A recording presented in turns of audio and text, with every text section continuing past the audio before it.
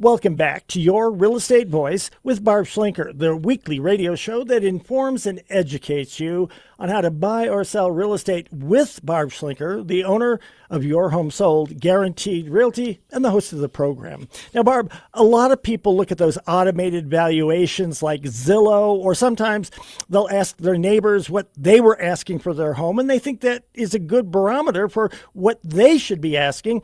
Especially now that it's taking longer to sell a home, how does a home seller decide what price to set when they are selling their home? Well, Richard, you wouldn't believe how many people I talk to that say, well, Zillow says my house is worth this much. And I'll just tell them Zillow is fake news. They don't really care if they're accurate. In fact, what AI told me is Zillow's pricing is based on the average of the homes that are not selling, the ones that are on the market. So it doesn't make sense to me. But the problem is they position themselves to be the website that's attracting most of the buyer's eyes and the seller's eyes. So good for them. They made billions of dollars on the real estate industry. And all they care about is generating a buyer or seller lead and selling it back to real estate agents, dumb ones like me, that buy them. And they are good leads generally. They're people that are ready to act right now. But Zillow doesn't know the price of your home. Okay. What is the price of your home? It's the price that a buyer is willing to pay. And pricing a home correctly can mean the difference of you getting the most money or it just sitting on the market month after month, slowly walking the price down, and you end up netting less. And I'm not saying this just according to Barb. I'm saying this because this is based on statistical data from the National Association of Realtors. So if you price too high, first of all, the buyers know the market way better than many real estate agents. They know if it's a good buy. They won't even go see it if they don't think it's a good buy or if they don't like it, right? So the market's going to tell you right away, you're going to have fewer showings, low activity. That's not the right number for that house. And you're actually helping your competition sell a home. Well, nobody wants to do that. They want to sell their own home. So some people try to squeeze as much money as possible by overpricing their home. And they'll say, oh, well, we're going to need some negotiating room or something like that. But it could be enough where the buyer says, no, I'm not even going to go see it because it's out of my budget. So that's what these tech companies have done, is they've taken the real estate market, put it online, shown the buyers everything around it, what all these homes are worth. So you can really get a pretty good assessment in a few seconds as to whether or not the home is priced right. And the buyers decide what price they're going to pay. And so that's one thing that happens. And then I really enjoy working with the sellers that say, hey, I want you to get me the most money. Almost all of them say that, but their brain is kind of twisted when I say, well, it doesn't mean you price it high to get the most money. Actually, you do just the opposite. And they're like, what are you talking about? So, and it does work, because here's the thing. Buyers look at everything that they can get in their price range at that point in time.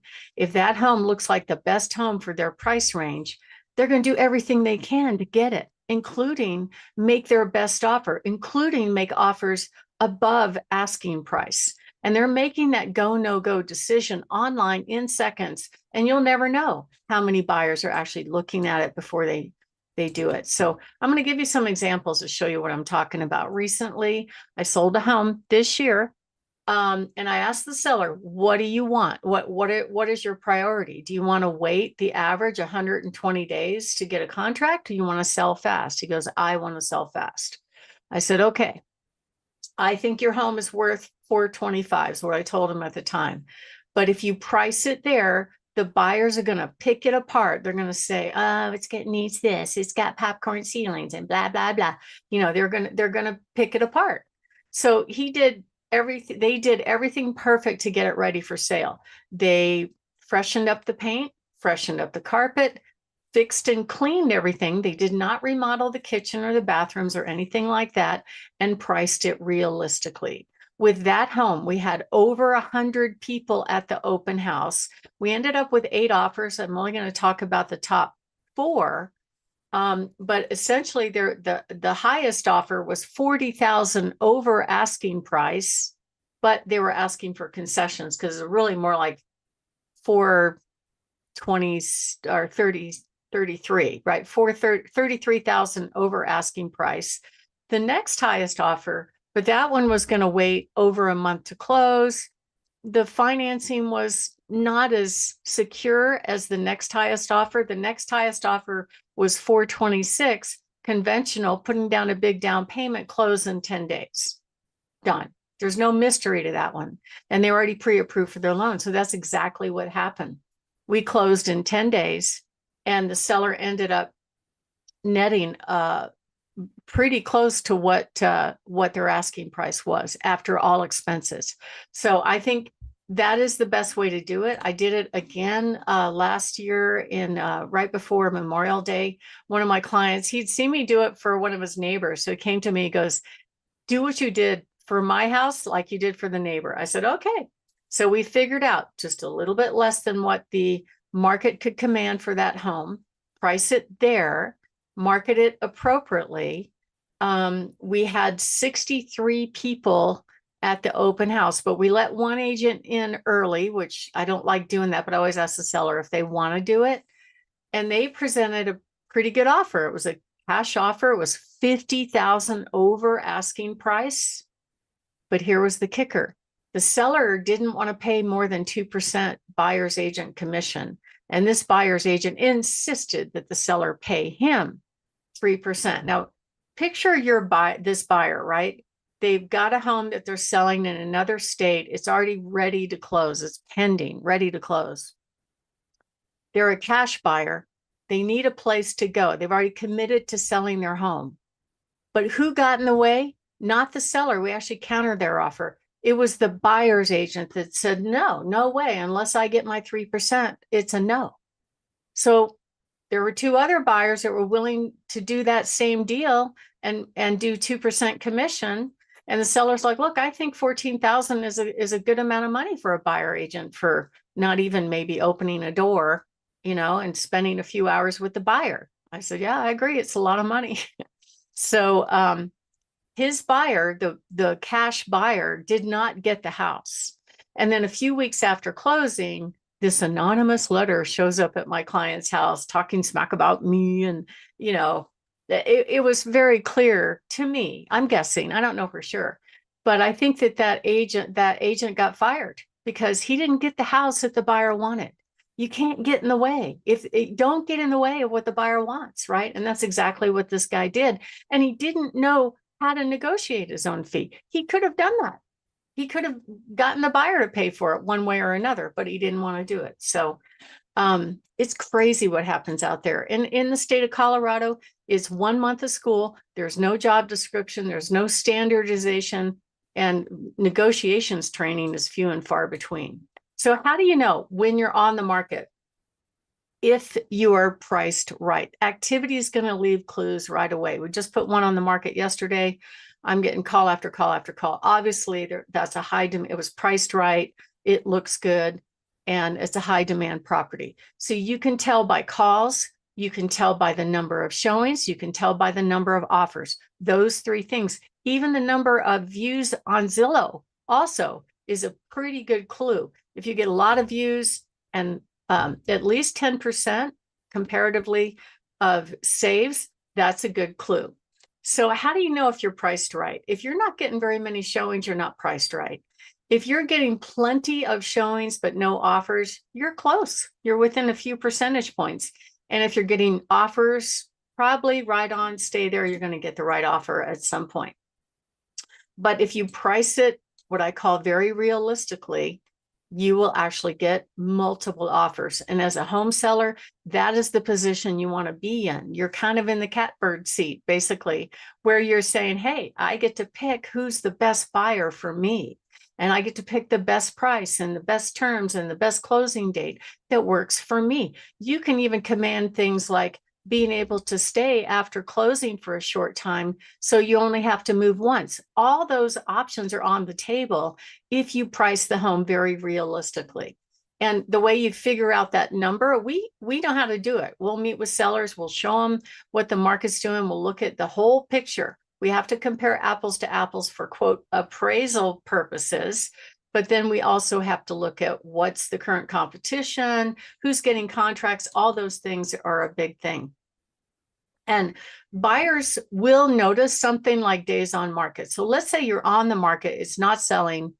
And then you finally decide, okay, I'm gonna change the price to try to make something happen. It's okay. It's not too late. I will say there is that perception out there. It's not as bad as it was when the market was hot, but it's there now that if the home has been on the market a long period of time, the buyers think that, well, either there was something wrong, and the agents think it too. And typically I will go in to look at that property and go, well, the history indicates that they were priced up here and then they finally priced it down to where it should be, or they got a contract and the contract fell out. So that kind of detail is a little bit hard to find, but these tech companies like Zillow and Realtor.com, they show all the days on market. So you don't want that perception, but I had a listing recently up in Woodland Park where it was priced high. They systematically lowered the price to reach a point where they got to a price where all of a sudden we got 3 offers, and then we had multiple offers. We were able to get them to bid against each other, and we maximized the price that way. My name is Barb Schlinker. I'm the broker owner of Your Home Sold Guaranteed Realty and the host of this show, Your Real Estate Voice. And we're talking about how you price a home to get multiple offers. Next up, we're going to talk a little bit more about how to do that and do it fast and get the most money. Richard? You're listening to Your Real Estate Voice with Barb Schlinker of Your Home Sold Guaranteed Realty, owner, broker, and host of the program. You can listen to replays of the show anytime on all of the major podcast platforms, plus Barb's YouTube channel, Barb Schlinker. If you're thinking of making a move, call Barb, 719-301-3900. Now, Barb, what are some other magic bullets on pricing your home to get that top dollar? Well, pricing just right really depends. Like, it's not, you can't just look at a sold square footage and base it on the marketing. And, I was talking to a seller today. He had already talked to 2 other agents. He goes, yeah, they want to price my home really low. And it felt like they wanted to price it low to get a quick sale, like they were desperate for a sale. And I'm sure there's that perception out there in the market. And then he told me he already had a neighbor cash offer. I said, you should take it. I'd love to get your business, but that's a good offer. He was really shocked I said that, but you're going to get honesty from me. That's all there is to it. So when you look at homes, okay, you have to look at the big picture, not just that home. I helped a family that inherited a home up in Monument. It was a great lot, great floor plan, but it was very dated. In fact, it was the 80s time warp. The color of the carpet was like the shades that you have behind you, Richard, the mauve pinky color. And that was a thing for a very short while. I'm glad that trend is gone.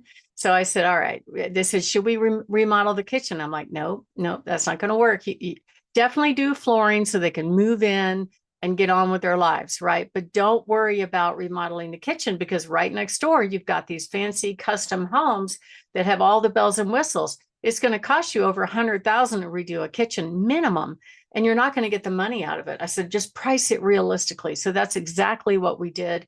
We had over 80 people at the open house. It sold for $75,000 over asking price. Boom, done. They were happy. And then I'm still talking about the stinky house. I could go on and on about that one, but basically we ended up writing, this was a buyer I was working. We wrote 5 different offers on the home. So this is what not to do. Reject or ignore offers. That was the first offer. We got a verbal counter. That was the second offer. And I put my foot down on that. I said, no, put it in writing and I'll present it. Otherwise, that's not real. The third one, we got a written counter because I insisted on it in the contract, and it was higher than the verbal fake counter. Then we got bid out by another fourth offer, got bid out by another buyer who later found out there was an HOA. Now, Richard, you would think if you're the listing agent, they would know there's an HOA, right? That's a big deal. I would assume so. Yeah. That wasn't known. But anyway, we finally got it on the fifth offer. So you need to work with an agent that understands pricing. So if you are thinking of making a move, give us a call, 719-301-3900, or go to barbhasthebuyers.com. Richard? You know, one of the major reasons I recommend you to so many people is you are a trusted Navy veteran. And when people are thinking of buying or selling a home, it is Barb Schlinker. I'm Richard Randall. You're listening to Your Real Estate Voice with me, plus Barb Schlinker of Your Home Sold Guaranteed Realty. And you can always reach Barb at 719-301-3900 or barbhasthebuyers.com. We'll take a short break, but when we come back, we'll be discussing, do you keep showing your house after you have already accepted an offer on the home? Barb's got that answer. Stay tuned.